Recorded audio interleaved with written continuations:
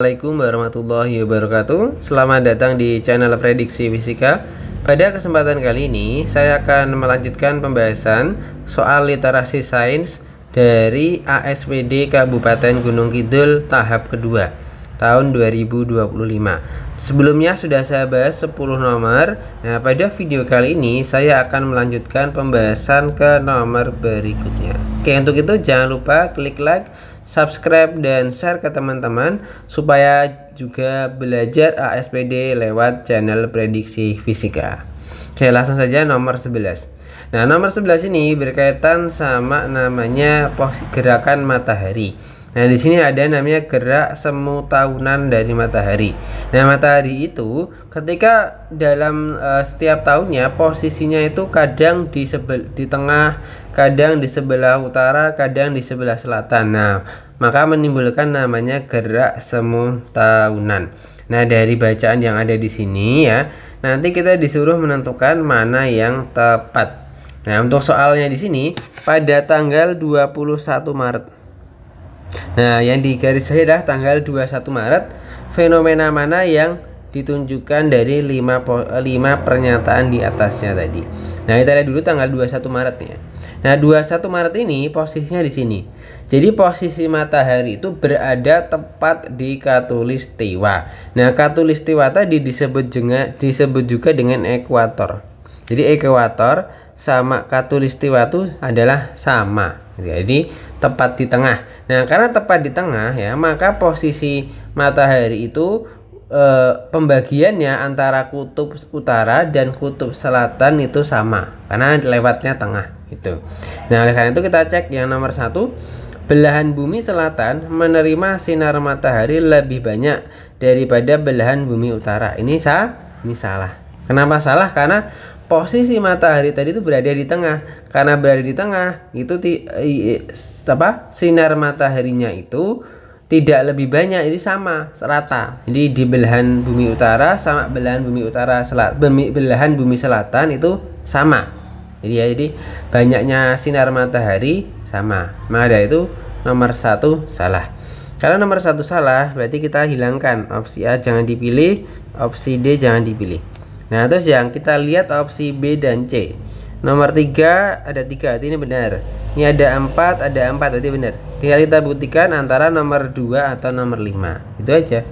Nah, nomor 2, posisi kutub utara paling dekat dengan matahari. Nomor 5, di daerah ekuator matahari tampak melintas tepat di atas kepala. Jadi katakan ya ekuator. Nah, ekuator tadi apa? Sama aja dengan Khatulistiwa tadi ya. Nah, ketika tanggal 21 Maret tadi posisi matahari tadi adalah tepat di atas kepala. Berarti ini benar. Nah, maka jawaban nomor 5 ini sudah benar. Nah, maka dari itu nomor 2 salah. Ya, maka jawabannya adalah yang C. Itu ya, jadi seperti itu. Nomor 12. Nomor 12 ini berkaitan sama namanya ada energi ya, usaha yang berubah menjadi energi kinetik. Nah, di sini sudah ada persamaannya ya, F kali S sama dengan setengah kali mv kuadrat. Jadi usaha yang dilakukan itu berubah semuanya menjadi energi kinetik. Nah, di sini ya, mengendarai mobil yang dari tempat dia bekerja. Harry memacu kendaraannya dengan kecepatan 20 meter per sekon. Berarti ini apa ini? Ini namanya V. Nah, V kecepatan. Harry memacu mobilnya dengan santai dan tenang. Namun dia dikejutkan ketika tiba-tiba ada seorang anak yang menyeberang yang berada pada jarak 20 meter. Nah, ini ada 20 meter ini namanya apa? Ini S. Terus di situ massa mobilnya adalah 1200. Berarti ini adalah M. Nah, yang ditanyakan adalah namanya gaya pengeriman. Nah, gaya itu apa? Gaya itu F. Nah, kita masukkan di rumusnya tadi ya. Tinggal F kali S sama dengan setengah kali mv kuadrat. Nah, mv kuadrat kita masukkan aja nilainya. F nya kita tulis F kali S nya 20, yaitu 20 sama dengan setengah kali massanya itu 1200. Nah, ini jadi V nya kan 20 kuadrat ya, sama aja 20 kali 20 gitu aja. Jadi 20 kali 20. Nah, ini di ruas kiri ada 20, kita coret dengan yang kanan. Nah, gitu aja. Maka nanti jadi F sama dengan ini jadinya setengah, ini 2 sama 12 kan bisa dapat 6. Jadi 600. Nah, jadi 600 dikali tadi nih masih ada 20. Jadi dikali 20. Maka F sama dengan jadi 12.000 Newton. Nah, itu jawabannya ya. Maka jawabannya adalah yang B. Gitu. Lanjut nomor 13. 13 ini berkaitan sama namanya pesawat sederhana. Nah, pesawat sederhana itu ada katrol. Contohnya ada katrol, ada tuas, ada bidang miring. Nah, di sini kita membahas tentang katrol. Nah, di sini ada keuntungan mekanik. Nah, KM itu keuntungan mekanik. Nah, keuntungan mekanik itu gimana? Tinggal beban ya. Bebannya dibagi dengan kuasanya. Nah, itu. Atau kalau di sini di bawah sini kan ada prinsip katrolnya seperti gambar ini. Nah, di sini keuntungan mekaniknya kita bisa hitung ya dengan menghitung tali. Nah, dengan menghitung jumlah tali. Nah, caranya gimana? Saya ajarkan. Jadi di sini tali pertama ini 1. Terus ini tali kedua, ini tali ketiga. Nah, berarti di sini dikatakan apa? Keuntungan mekaniknya adalah 3. Nah, gitu aja. Jadi keuntungan mekaniknya ada 3. Terus di sini mengangkat gaya barang ya, beratnya 9.000 Newton. Berarti 9.000 ini adalah W-nya. Nah, yang ditanyakan adalah ini F-nya ini berapa. Nah, udah. Terus di sini udah tahu kita keuntungan mekaniknya 3 dengan cara menghitung jumlah tali tadi. Nah, kita masukkan rumusnya. Di KM sama dengan W dibagi F. Nah, KM-nya 3 sama dengan W-nya 9.000 dibagi F. Nah, tinggal pindah ruas ya.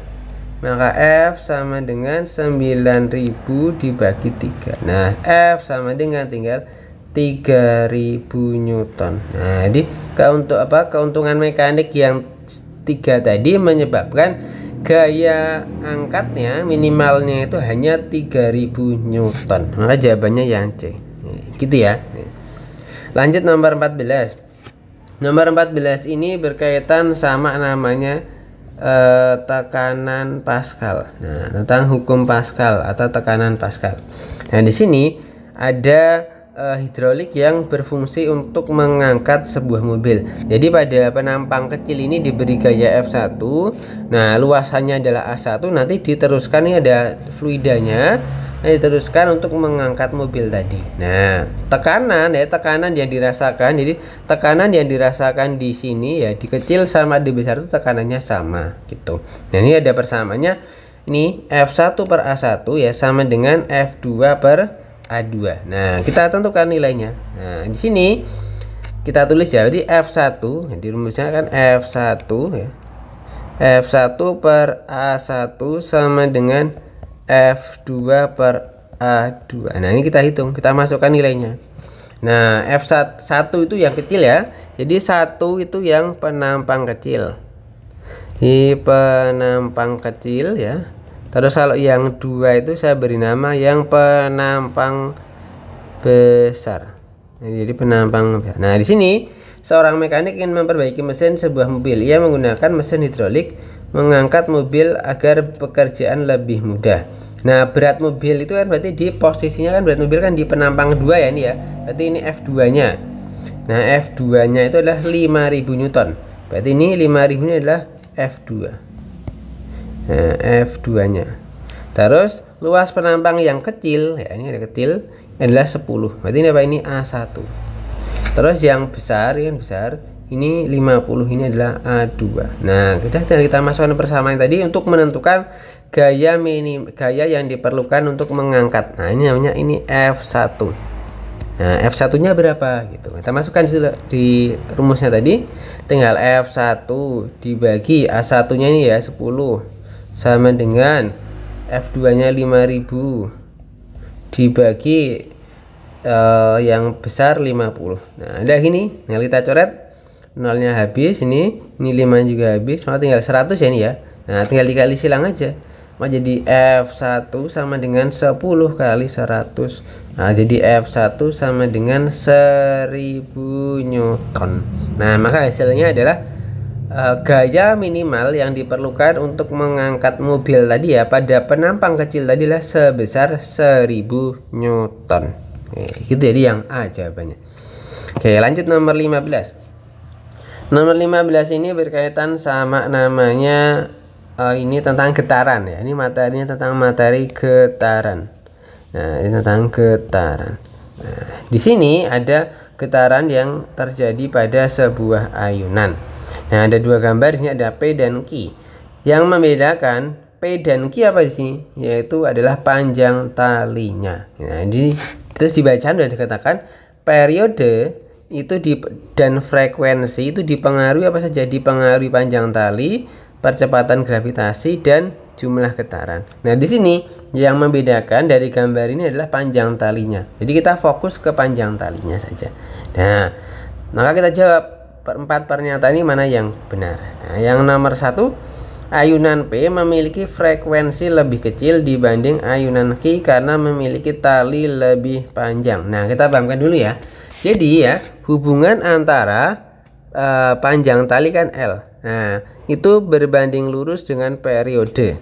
Tetapi L itu berbanding terbalik dengan frekuensi. Nah, gitu ya. Jadi ketika panjang talinya L kan panjang tali itu besar, maka apa? Maka periodenya juga besar. Sedangkan kalau panjang talinya besar, maka frekuensinya kecil. Nah, di sini dikatakan P-nya 2 meter ini, terus yang ini Q-nya 1,5 meter. Berarti bisa kita tuliskan di sini ya, LP ya. Jadi L yang P kita bandingkan dengan L yang Q, berarti besar yang mana?